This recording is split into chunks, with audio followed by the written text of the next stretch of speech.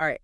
Ever get that sudden sharp pain in your teeth? That, oh, that's cold feeling from just a sip of ice water, or ouch, even a bite of ice cream. Happens to the best of us. Well, get ready because in this deep dive, we're going to explore what's really going on with sensitive teeth. We've got some research here, so let's dive in. I think everyone knows the basic picture. Enamel is like the outer shield of your teeth, right? Exactly.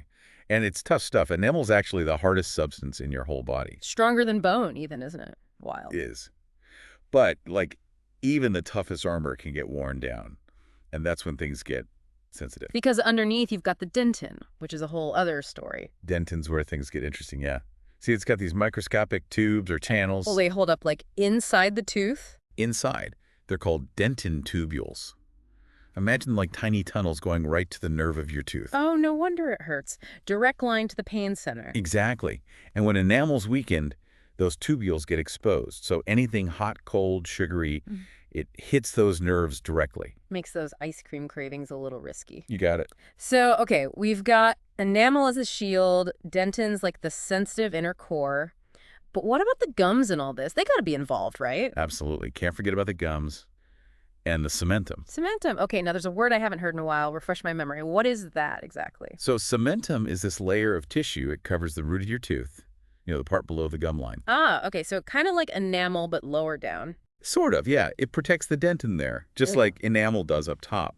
But it's more porous, so more prone to, wear and tear. And that's where healthy gums are extra important. Huge. They protect the cementum, keep bacteria at bay. It's all connected. So if your gums recede for whatever reason. That cementum is exposed, vulnerable, and yeah, that means sensitive teeth. And probably not a fun trip to the dentist either. You got that right. So we've got all these layers, these defenses against sensitive teeth, but what actually makes them wear down in the first place? Feels like a million things could be the culprit. Right. It's like a detective case almost. Yes. You got to figure out, what are your habits? What substances are you exposing your teeth to? Cracking the case of sensitive teeth. I like it. So where do we even start with that? Well, honestly, your everyday routine is a good place. So many common habits can cause sensitivity, it's kind of surprising. You mean like how often I brush? I'm pretty good about that. 2 minutes twice a day, like clockwork. That's great. Keep it up. But it's how you brush, too. Brushing too hard or using a hard-bristled brush, that can really do a number on your enamel over time. Huh. I always thought more pressure meant a better clean. It's tempting to think that, but Yeah. too much of a good thing, Gentle and consistent is the name of the game. What about your diet? Any, say, orange juice fanatics out there? Ooh, yeah, I've noticed my teeth are extra sensitive after a big glass of OJ. There you go. Acidic food and drinks, those are big culprits for enamel erosion. Citric acid, like in citrus fruits, that's a common one. Makes sense. But I thought all acids were created equal, Ah, see, that's where it gets tricky. Phosphoric acid, now that's the stuff in a lot of sodas. That could be even more erosive than citric acid. No kidding. So my soda habit is even worse than I thought. And it's not just the obvious ones either, though. Wine, coffee, even some salad dressings have enough acid to impact your enamel if you're not careful. So what's a person to do? Just give up all the good stuff? Not at all. Being mindful is key. You don't have to cut these things out entirely, but moderation, strategic choices, those make a big difference. Okay, I'm listening. Lay some strategies on me. Simple things, like using a straw when you drink something acidic. Bypass those teeth, less direct contact. Rinsing your mouth with water afterwards, that helps neutralize the acid too. The straw trick. I always forget about that one. Easy to overlook, but those little things add up. And of course, good old oral hygiene is essential. We talk brushing, but don't slack on the flossing. Right. Got to keep that plaque under control. Exactly. Irritated gums, that's a fast track to sensitivity we want to avoid. So we're talking brushing technique, what we eat and drink, anything else lurking in the bathroom we should be wary of. Okay, so we know what causes sensitive teeth. We know how to prevent it. But what about actually fixing it? What can people do right now if their teeth are driving them crazy? Right, let's get to the solutions. The good news is there's a whole range of treatments out there. It all depends on, how bad it is and what's causing it. That makes sense. I've always been curious about those desensitizing toothpastes. Do those actually work, or is that mostly hype? No, they definitely can work. It's not magic, though.